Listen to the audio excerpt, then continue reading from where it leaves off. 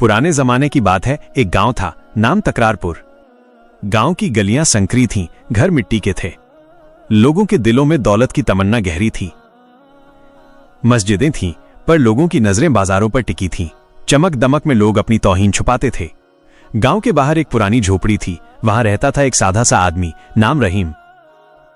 रहीम की दाढ़ी सफेद थी, चेहरा सादा पर नूरानी था। कपड़े पुराने मगर दिल आईने जैसे साफ था। लोग उसे पागल कहते थे, कुछ उसे फकीर कहते थे, पर रहीम की आंखों में सुकून था। हर सुबह वो कुएं के पास बैठकर तस्बीह पढ़ता, मछली पकड़ना नहीं बल्कि खुद से बातें करना। और वो कहता था, या रब, जो मेरे नसीब में है वही मुझे अता कर। गांव में 3 अमीर थे, रहमतुल हक, मियों बेग और जमाल उर रहमान। ये तीनों दिखावे के नमाजी थे, पर दिल से लालची थे। एक दिन उन्होंने ठान लिया कि इस फकीर को सबक सिखाया जाएगा। लोगों को दिखा देंगे कि तकदीर दौलत से बनती है, ना कि दुआ से। तीनों ने एक चाल चली। सोने की ईंट को लकड़ी के बक्से में रखकर कुएं के पास रखा और पेड़ों के पीछे छिपकर देखने लगे। सुबह हुई, रहीम अपनी चटाई लेकर गया। उसकी नजर बक्से पर पड़ी। सब सोच रहे थे अब पर्दा फाश होगा। रहीम ने बक्सा खोला, देखा सोने की ईंट। वो उसे कुछ पल तक देखा, फिर सीधा पानी में फेंक दिया। पीछे छिपे तीनों के चेहरे जमे हुए थे। शौकत गुस्से में बोला, ये क्या पागलपन है? रहीम मुस्कुराया और बोला, जिसे यकीन हो अल्लाह की रोजी पर, उसे किसी इंसान के सोने की ईंट की जरूरत नहीं। गांव वालों ने यह मंजर देखा। पहली बार उन्होंने उस फकीर की आंखों में तवक्कुल का समंदर देखा। बातें फैलने लगी। क्या ये फकीर वाकई खास है? क्या उसकी दुआ में असर है या ये सब दिखावा है? तीनों अमीर हार मानने वाले नहीं थे। इस बार उन्होंने सोचा गांव के सामने जलील किया जाएगा। चौक पर भीड़ जमा की गई। रहीम को बुलाया गया। वो आया झुकी पीठ के साथ। शौकत चिल्लाया, अगर तुझे अल्लाह पर इतना भरोसा है तो बता कल तेरे पास क्या खाना होगा? भीड़ हंसी। रहीम बोला, जो अल्लाह चाहे वही बेहतर, जो मिले उसमें बरकत होगी। रात को उसने कुएं के पास दुआ की, या रब, तू जानता है मेरे दिल का हाल। अगर मेरी तौहीन तेरी रजा है तो मैं सर झुका देता हूं, और अगर तू चाहता है इज्जत से जवाब दे तो मुझे वहीं रोजी भेज जहां से किसी को उम्मीद भी ना हो। रात ठंडी थी। एक कारवां रास्ता भटक कर आया। सौदागर और लोग मदद मांगते हुए पहुंचे। उनके नौकर ने पूछा, कोई सच्चा भरोसेमंद आदमी है क्या? रहीम ने उनका साथ दिया। सुबह तक वे सही रास्ते पर पहुंच गए। सौदागर ने कुछ चांदी के सिक्के और खाना दे दिया। रहीम ने सिर झुकाकर कहा, यह तेरी नहीं, मेरे रब की तरफ से है। सुबह गांव में खबर फैल गई, रहीम के पास खाना आया है। भीड़ देखती रह गई। तीनों अमीर हक्का बक्का थे। बशीर बोला, एक बार की मदद से क्या होगा? सलीम ने सोचा, फिर से चाल चलनी चाहिए। उन्होंने फिर झूठी नौकरी की पेशकश की। कहा, तिजोरी संभालो। रहीम ने कहा, अगर अल्लाह की रजा हो तो हाजिर हूं। दूसरे दिन बाजार में संदूक रखा गया। गांव वालों को बुलाया गया। कहा, यह फकीर चोरी करता पकड़ा गया है। संदूक खोला तो असली चांदी और सोने के सिक्के निकले। रहीम ने कहा, जिस संदूक में तुमने धोखा रखा था अल्लाह ने उसे हकीकत से भर दिया। जब दिल सच्चा हो तकदीर भी झुक जाती है।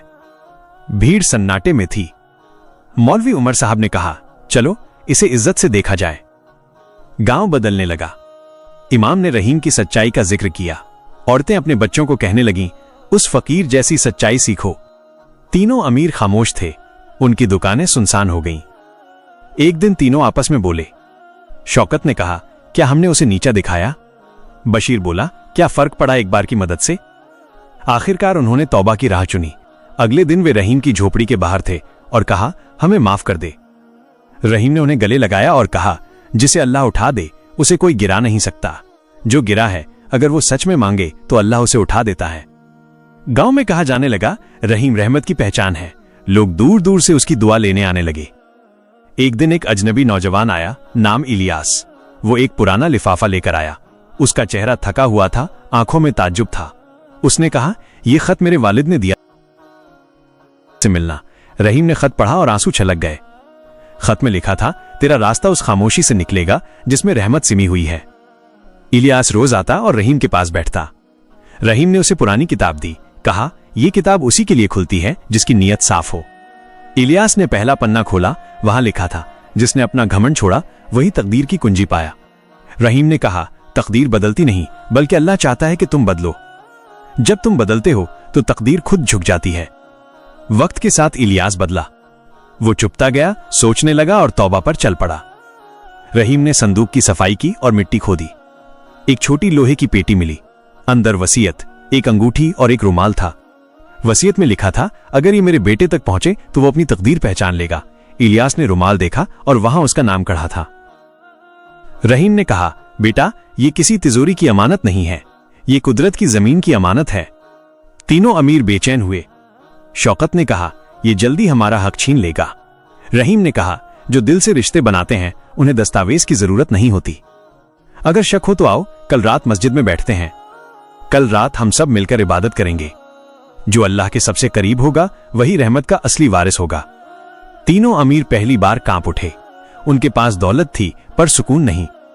मस्जिद नूर से भर गई, लोग सजदे में थे। इलियास ने दुआ की, अगर मैं लायक नहीं तो मुझे इससे दूर कर दे। शौकत की आंखों से आंसू बह निकले। बशीर ने दिल से अल्लाह को पुकारा। सलीम इतना रोया कि मस्जिद का फर्श भी गीला हो गया। सुबह की किरणें जब दीवार पर पड़ी तो दिलों में रोशनी उतर आई। फज्र के बाद रहीम ने सबको बुलाया। मैंने अल्लाह से मांगा था, मुझे ऐसा बंदा दे जो रब की राह का वारिस बने। आज मैं देखता हूं कि सिर्फ इलियास नहीं, तीनों के दिल भी अब रहमत के लायक हैं। पूरा गांव सन्नाटा था। रहीम ने 4 रुमाल निकाले, एक इलियास को, बाकी तीनों को।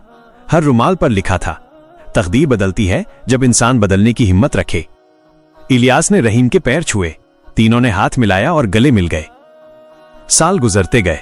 रहीम नहीं रहा पर उसकी खामोशी जिंदा रही। गांव की दीवारों पर अब अल्लाह का नाम और एक कहानी लिखी रहती है, कैसे एक सादा दिल और सच्ची नीयत ने तकदीरें पलटी।